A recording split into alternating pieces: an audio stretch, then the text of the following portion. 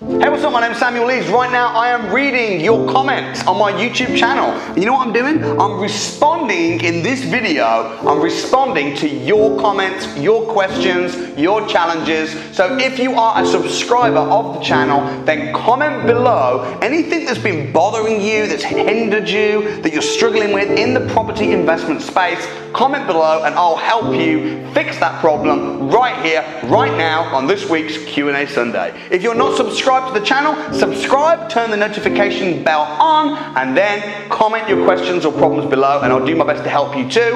And if you enjoy my content, if you enjoy my channel, I put out a video every single day to help and serve my subscribers. So if you enjoy that, hit the like button. I look forward to reading your questions. Let's see what questions we had from last week. So we've got, Samuel, you often say you prefer not to buy properties through a deal sourcer. But what do you say when it comes to an overseas investor from Holland, like me, who wants to invest in the UK? Okay, a few things I'll say. Hid kumen. First thing I'll say, ik hou van jou. That means I love you in Dutch. I love you, bro. Thanks for watching my channel. I wouldn't rule out investing in the Netherlands. Don't feel like just because you're watching me in the UK, doing deals in the UK, that you have to invest in the UK too. Because there's so many opportunities all across the planet where there's really good returns to be made. So I wouldn't rule out Holland. If you do want to invest in the UK though, and if you're really set on it, I don't tell people not to buy through a deal sourcer. That would be crazy, because I am a deal sourcer and I teach people to be deal sourcers. So if I said never buy from a deal sourcer, that would kind of be a strange thing to say.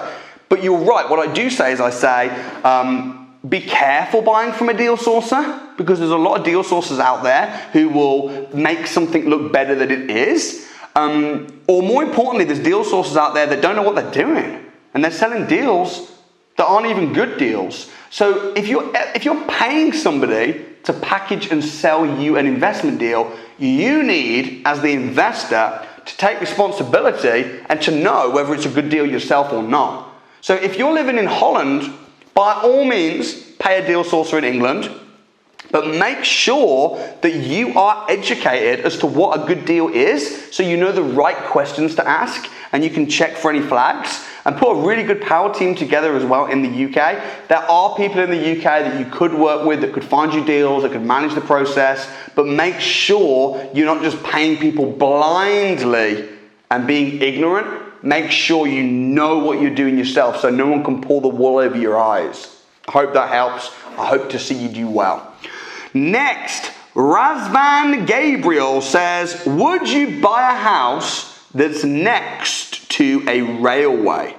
I'm worried about the capital appreciation of this house. House is in Manchester, 9 minutes to the city centre. House would cash flow positive. I'd really appreciate your opinion on this. All right, Razvan. If the house is next to a railway, I assume it's really close. Because if it's like a 5-minute walk away, that's a good thing because it's convenient. I assume you mean it's next to a railway and you can hear the trains and the station and it's noisy. So my advice is, if you're planning on buying the property to do it up and to sell it to a family and flip it, it would put me off if there was like a really noisy station literally within 100 meters away. The reason it would put me off is because it might put some future buyers off as well. I would probably speak to estate agents in the area and get their input, and it's really hard for me to say without knowing exactly how close we're talking. Are we talking 20 meters? Are we talking 120 meters? Are we talking 250 meters? How noisy is it? Some people don't mind. I remember when I was looking for a house to live in, I was looking around Richmond in London, and every 30 seconds there was planes. I just couldn't stand it. I was like, I can't live here. But then the locals were like, what's your problem? We just spent £3 million on a house here. It doesn't bother us. So I'd probably speak to the estate agents and say, look, is this street going to be particularly bad? Is it going to be particularly noisy? They'll be able to tell you what most buyers would think. Wish you all the very best. Make sure it does cash flow positive. That's the most important thing. All right, next, Oscar. I'm 24. Me and my fiance are looking to buy a house or a flat with about £10,000 to £15,000 cash. We are not sure which mortgage to take and for how long. We're looking to live in it for a few years, then maybe flip it, rent it out and upgrade to a bigger place. What do you suggest? P.S. We're about to have a baby. Well, firstly, congratulations. The second most beautiful thing in the world is having a baby. The first is finding the right partner to be with to have the baby. And the third thing is becoming rich and becoming a multi-millionaire business person. So congratulations. In terms of mortgage, if you've got 10, 15 grand, you want to live in it, you're going to want to just get a residential mortgage, ideally on a first-time buyer. You can get up to 95%. Depends on your earnings and your credit, but I would get a residential mortgage. Most mortgage lenders will fix you in for 2 years. You want to live in it for a few years anyway. So get a residential mortgage, live in it for a few years. Then, if it's gone up in value and you want to refinance it on a buy-to-let mortgage, hopefully once the value's gone up a little bit or you've pushed the value up. So I think it's quite straightforward, but massive congratulations on the baby. I'm really, really excited about that baby coming, and good luck. Roma J, when you refinance a house, let's say you choose to reinvest the money, do you still keep the property even though you've pulled all your money out and invested? Yes, of course. You refinance the house, you keep the house, and then you use the money to reinvest. Yeah, absolutely. Don King, Samuel, why does planning permission take so long? And what's the realistic time it should take? And what could be done to speed up the process if it's taking longer and longer than expected? Cheers. Don King, I feel your pain, brother. I really, really do. Getting planning permission can take years. It is no joke. Even if it's something really simple, I'm having issues myself with several sites. I used to secure lease option agreements on properties or pieces of land, and I used to have a 12 to 18 month period of where I would tell them I'd get the planning to push now I'm saying like 24, 36. Like, it literally can take forever. How do you speed it up? Get a good planning consultant. Make sure that when you put in the application initially, make sure that you put it in well, you put it in right. Make sure that you answer all their questions quickly and properly, because they're going to ask you a bunch of questions about a bunch of stuff, and you need to respond well initially. Make sure that you are friends with the neighbours, because if you get more than 5 people objecting in the area, it will then have to go to committee and it can take longer. But more importantly, be patient. It's all part of the process. When you're putting in planning applications, if the deal's right, and if you're going to make as much profit as I'm making on my deals, I'm happy to sit out and wait and just factor in. Expect it to take longer than it should. The councils are slow, and at the moment, they are dragging on. So I hope that helps, and I really hope that you get the application accepted soon, my brother. All right, next, Russell Petrie. The banks have rumoured they're going to increase interest rates. Okay, firstly, when the banks rumour stuff, I never listen or pay attention, because often, what about all the rumours that were going around last year? They're going to increase capital gains tax. It could double. And I was just saying, everybody, chill. And then when the financial statements and everything came out, the budget, what happened? Nothing. So there's often a lot of scaremongering that goes on. Let me finish your question, and then I'll maybe go on a small rant. They're saying they're going to increase it by inflation by 3%, house prices at an all-time high. Does this mean a recession looming, or what do you mean a recession looming, man? We just had a recession, damn. Or should I hang fire and wait for house prices to drop, then go for it? Love watching and learning. Listen, bro, I appreciate your support. I don't think interest rates are going to go up by 3%. I really, really don't. Here's why. If they were about to put interest rates up by 3%, the banks would not be letting people fix their interest rates for up to 10 years, which they are. If you're worried about interest rates going up, dude, then fix the interest rates. The only thing that seems to be going up right now at the moment is house prices and rents. And I predicted this 2 years ago. I was saying, what's going up, folks? Interest rates, house prices, or rents? And everyone was like, interest rates, oh! And I said, no, interest rates aren't going anywhere. House prices are going up and rents are going up. I predicted, you can watch back my old videos. I've been doing videos now for 5-6 years. Fix the interest rates. If you keep waiting, never's the perfect time. When house prices are going up, woo, you're like, ooh, what happens if they start falling soon? And then when they start falling, you go, ooh, they're falling. Like, just don't wait to buy houses and wait. Bang, that's a good quote. I didn't make it up, but it's a good quote. Make sure it's cash flow and positive. It doesn't even matter. Just buy it right, in the right area, get the right rent, and stop being a pussy. That's my best advice. And I know you're not being a pussy totally. You're trying to do due diligence and you're trying to make sure you're making the right decision and everything like that. But when you buy right, it doesn't matter when you buy. You can make money when houses are going up. You can make money when houses are going down. I have the authority to say this because I was buying in 2009. Do you know how crazy scared everyone was in 2009? I've been through recessions. I've been through 2 recessions now. So I kind of feel like I have the authority to say that. All right, Brandon, and one more thing I'll say. Every investment comes with risk. Every investment. If you want zero risk, you don't want any risk at all, then don't ever leave your house because you could get hit by a car. Stay in your bedroom, but even then you'll have risk because you're not getting vitamin D. Life is risky. No one's going to make it alive. Everyone's going to die.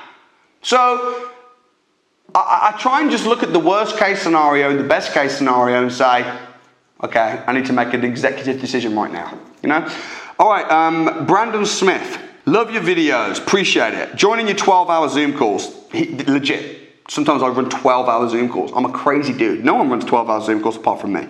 I was just wondering what the term refinancing means. I hear it a lot and it doesn't really make sense. Could you explain it in detail so I fully understand? Refinance means getting a new loan, okay? So if you buy a house and then you buy it with a mortgage, bridging finance, whatever, if you then try and take out another loan against the existing loan, you're refinancing.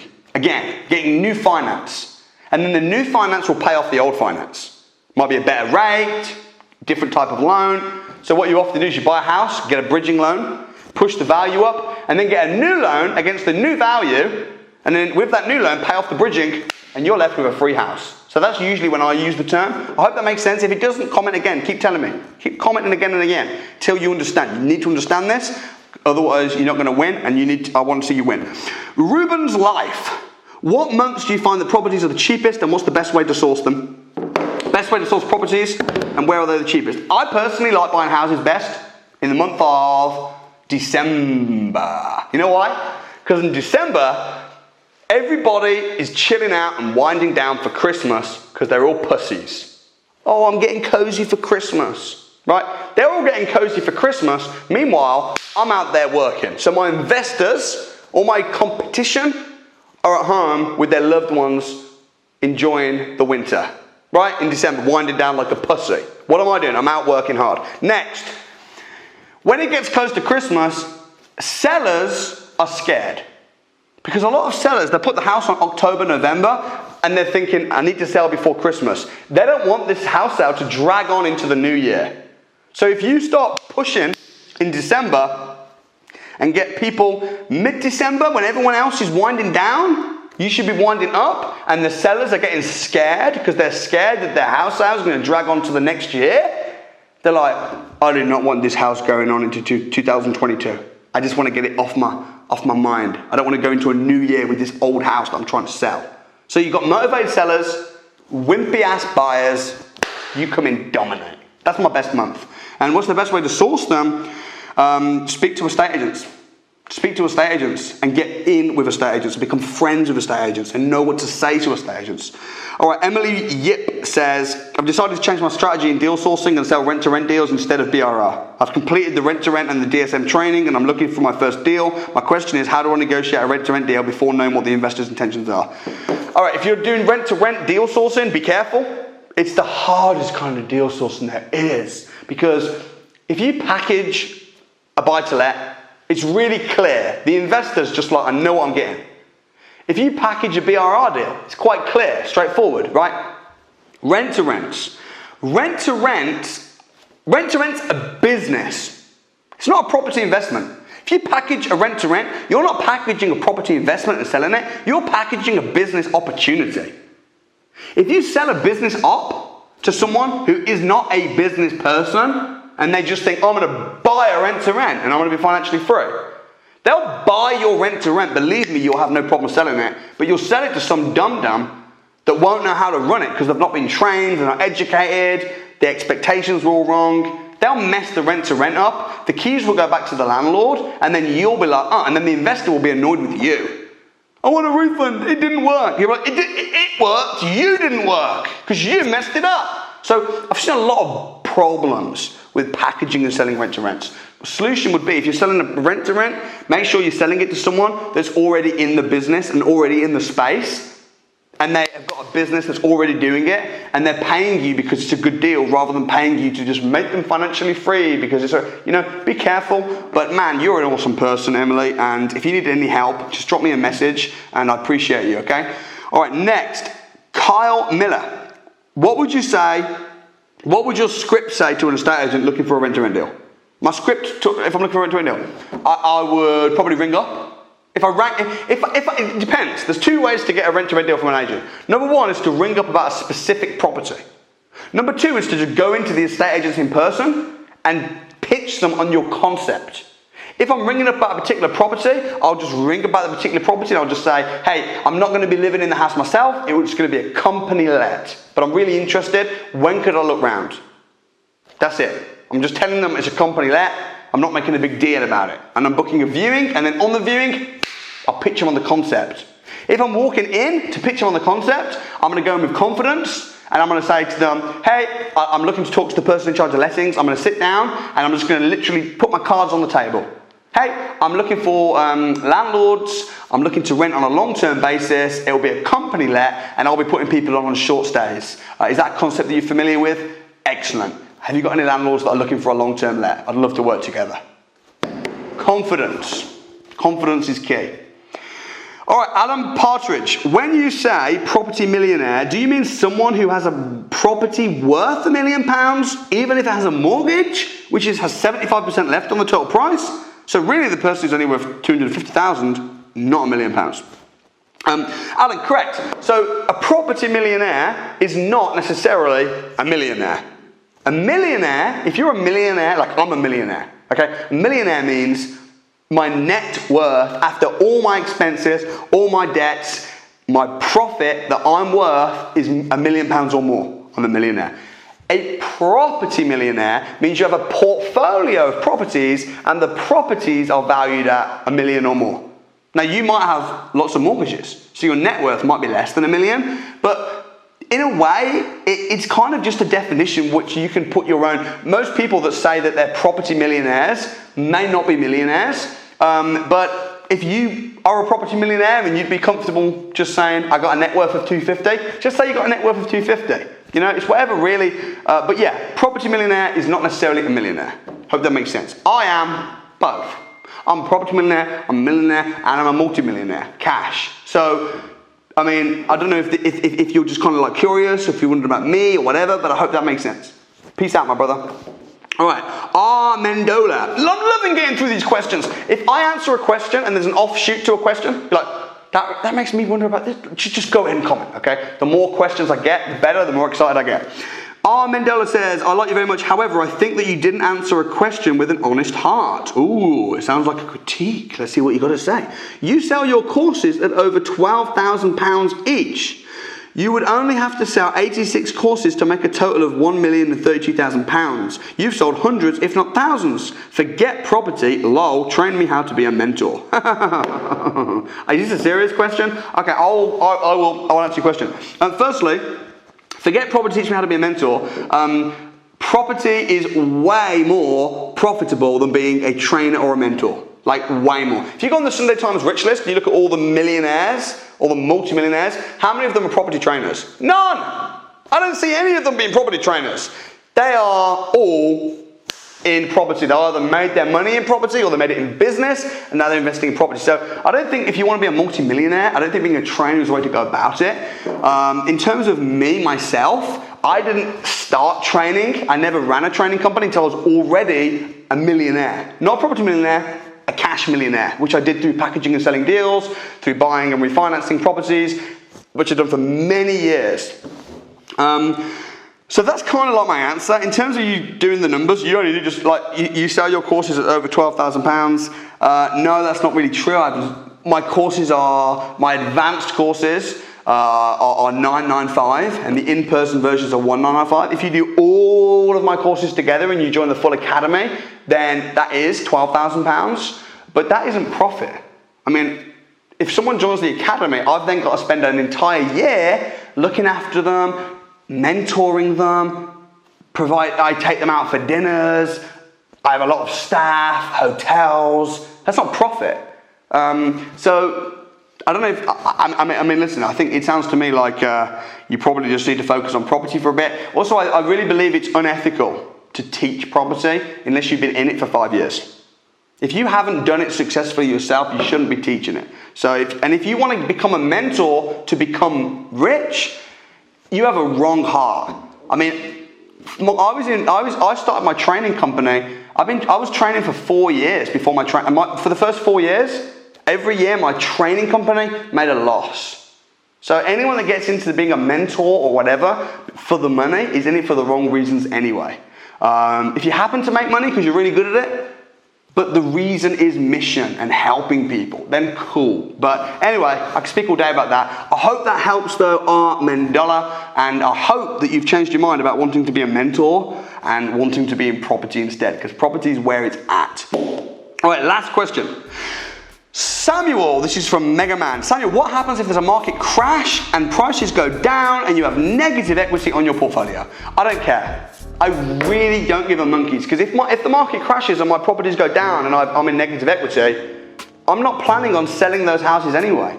As long as I'm renting them out and I'm still getting my cash flow, I know that they'll always bounce back up, because properties always do. Property prices go up, down, up, down. You don't know exactly how much they're going to go up by, you don't know exactly how much they're going to go down by. But what you do know is that over time, they go up over time. So as long as you sit on it and hold it, and it's cash flowing positive and it's giving you some passive income, you are all good.